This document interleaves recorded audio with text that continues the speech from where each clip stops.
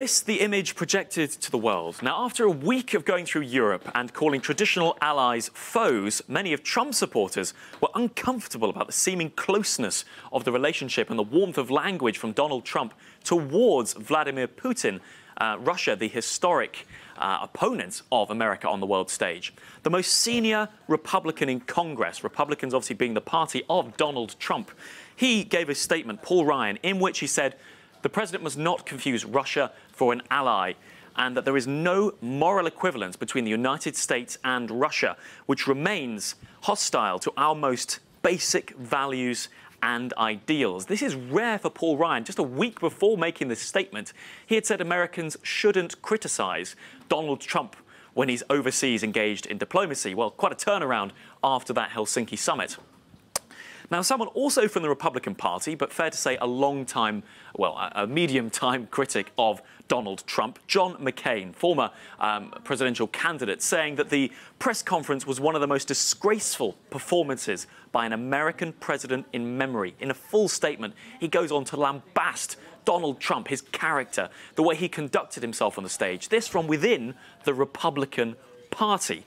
Now, Fox and Friends is Donald Trump's favourite news show. Not yet Good Morning Europe, but we'll see. But Fox and Friends, the weekend host, Abby Huntsman, tweeting her criticism of him. A lot of Fox News, traditionally supportive, tweeting criticism of Donald Trump. Abby Huntsman saying no negotiation is worth throwing your country and your people under the bus. So what about here in Europe? Yes, that at home it clearly went down badly, even among his support base. But here in Europe, Carl Bildt, a key European foreign policy figure, describing it as remarkable that as today we are on the 4th anniversary of the awful MH17 incident where nearly 300 people were killed after the aircraft was shot down in Ukraine, that there was no mention, null, zero, nada, nothing of the Ukrainian conflict, of the issues over Crimea and of that air disaster.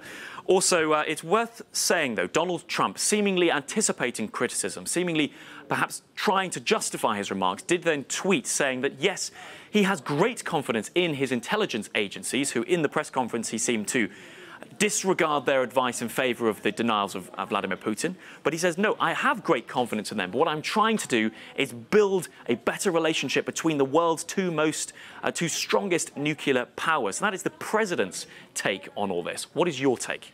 You can let us know your thoughts using #TheCube.